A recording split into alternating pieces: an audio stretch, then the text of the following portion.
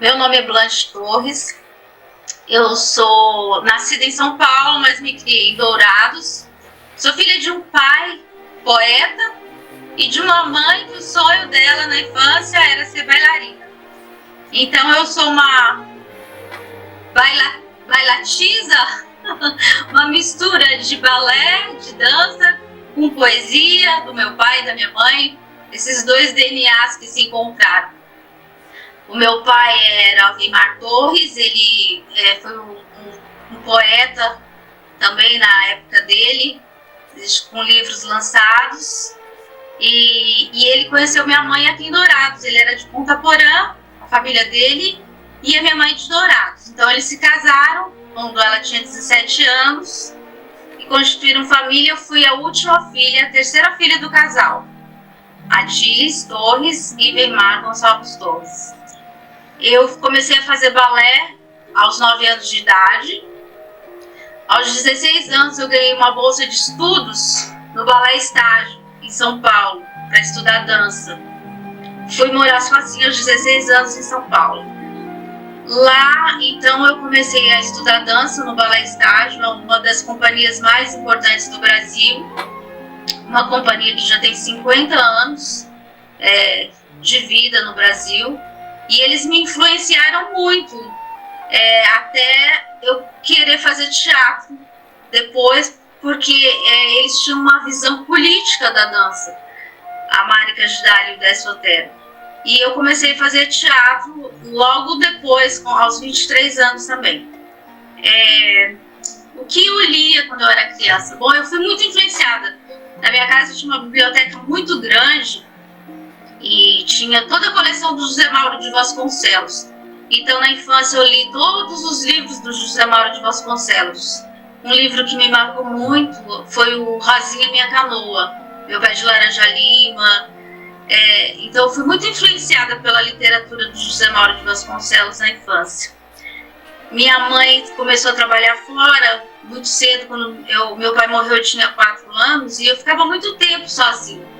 Minhas brincadeiras eram sempre sozinhas, né? Sempre sozinha, e a literatura entrou nesse contexto da solidão, né? Uma companhia. Eu fui estudar em São Paulo com 16 anos e realmente tive um choque cultural, mas foi muito bom, porque eu tive contato com muitas exposições, muita arte, muito cinema, muito teatro, e isso me influenciou muito em toda a minha vida. Tanto que agora eu misturei todas as artes, né? Eu comecei a escrever, eu tenho 3 livros publicados, hoje um romance, Diário de uma Outra Parte, e 2 de crônica, Cores da Felicidade e Homens, Mulheres e Outros Bichos. E a minha formação de jornalista. Eu fiz faculdade de jornalismo na FIAM, me formei em 1984, e logo depois eu fiz pós-graduação em arte, educação e dança. Mas antes disso eu fiz vários cursos livres de cinema, de teatro. Então eu me sinto bastante especialista também em teatro, mesmo não tendo uma formação acadêmica em teatro. Os meus cursos e a minha experiência prática me deixaram com bastante conhecimento nessa área. Fiz como atriz vários espetáculos no Eixo do Rio São Paulo. Comecei a fazer fazendo escola de mulheres com o Jorge Dória. Depois eu fiz cabaré, musical do Jorge Tacla, em 1989.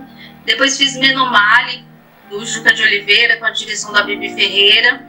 E depois Brida, do Paulo Coelho, no Rio de Janeiro, em 1992. Aí eu me casei, engravidei, voltei para Dourados, para as minhas raízes, onde eu tive a minha primeira filha, Luíse Torres, que até me deu uma neta ontem, estou muito feliz. E aqui em Dourados comecei a minha carreira de diretora de espetáculos, criei uma companhia de dança. Eu criei a companhia Blanche Torres.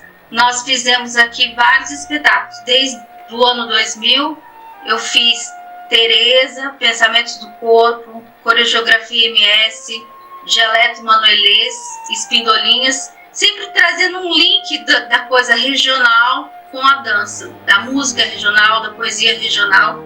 Até eu achei um folder do dialeto manuelês, que é o meu poeta preferido, Manuel de Barros, e a gente fez um espetáculo que circulou o Brasil inteiro, com o dialeto manuelês.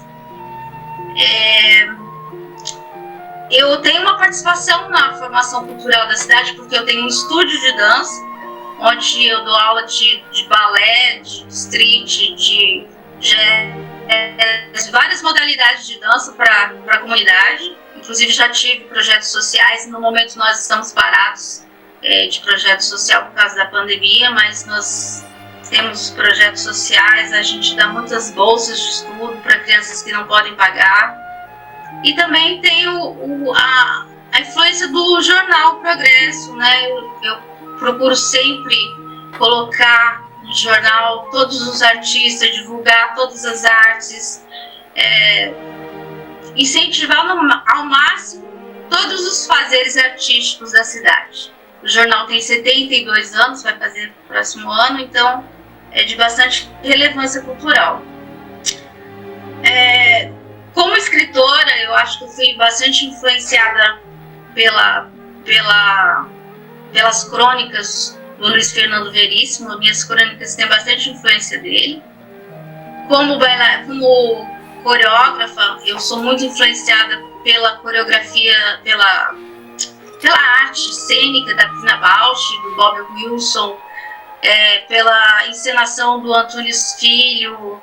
Eu tenho um processo criativo que eu começo primeiro pelo nome do espetáculo, do livro, do que eu quero criar. E aí depois, a partir desse nome, desse título, eu vou desenrolando junto com os intérpretes, no caso da dança, e vou criando a partir do nada, a partir de jogos cênicos, a partir de poemas, a partir de memórias dos bailarinos. E eu acho que sim, que todo artista é um oráculo do seu tempo. Não importa se ele é escritor, se ele é artista cênico. Nós somos, na verdade, testemunhas vivas, né, do tempo, da nossa era contemporânea. Eu sou muito influenciada pelos artistas contemporâneos, pelos artistas plásticos contemporâneos, sobretudo. Gosto muito da arte visual. Meus espetáculos são muito visuais. Eu gosto muito mais da imagem, na verdade, dos espetáculos, da cena, do que da palavra, do que do enredo. A imagem me comove muito mais. Então eu tenho uma coisa muito ligada às artes visuais. Os artistas visuais contemporâneos como Jack Lerner, Silvio Meirelles, o próprio Rigotti, que era daqui de Dourados, meu amigo, me influenciou muito. Os poemas de Manuel de Barros, de Carlos Drummond de Andrade, do meu amigo também aqui de Dourados, Emanuel Marinho, me influenciam muito no meu dia a dia. Eu me alimento muito da arte para fazer arte. Assisto muita arte para poder deixar fluir o meu fazer artístico. Eu escreveria e faria espetáculos mesmo se não fosse vista ou se não fosse lida, porque é uma necessidade muito premente do meu ser. Eu sou uma pessoa que tem uma certa dificuldade, apesar de ter sido atriz, eu tenho uma certa dificuldade em convívio social. Eu não gosto muito de convívio social, de redes sociais, assim. Então eu gosto muito de me expressar através da escrita, através da minha composição coreográfica, através dos meus quadros, da minha obra visual. Então sim, eu faria as artes mesmo que não fosse vista, porque um dia talvez alguém veja, né? Outro dia meu filho pegou um livrinho do meu pai que ele escrevia à mão quando tinha 18 anos, e meu filho achou depois de 80 anos. Então alguém um dia vai achar a nossa obra por aí, né?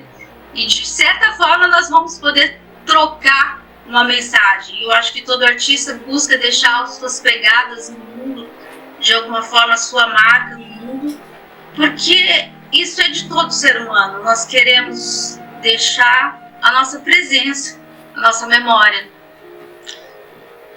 Eu gostaria de dar um conselho, assim, né, se pudesse, para os artistas que moram no interior, que é uma frase que me inspira muito, de São Francisco de Assis: faça o possível. Quando você vê, você estará fazendo o impossível. Então faça o possível com o que você tem ali, com as pessoas que estão do seu lado, com o material que você tem. Faça, haja, não deixe para depois. E quando você vê, você vai estar fazendo o impossível. E aí, com o passar do tempo, você vai ver que valeu a pena você fazer o pouco que você pôde, mas era tudo que você podia fazer naquele momento. E esse pouco, às vezes, pode influenciar e pode inspirar muitas outras pessoas para continuarem o seu fazer, né? Acho que é muito importante essa ligação de um artista com o outro, essa inspiração que um artista dá para o outro no decorrer do tempo, das décadas. Isso é como se fosse um código secreto entre os artistas. Uma palavra, às vezes uma imagem, te influencia para você criar, né? Então é muito importante. Eu tenho muita admiração por vários artistas, vários poetas, apesar de não me considerar escritora e nem poetisa, porque escrevi pouco na vida, mas a poesia me influencia muito. O Leminski me influencia, a Clarice Lispector me influencia, o Drummond, o balé estágio me influenciou muito. Eu sou cria do balé estágio como bailarina e me influenciou muito na minha criação. O Grupo Corpo, de Belo Horizonte, o Grupo Quasar, a companhia da Débora Coker,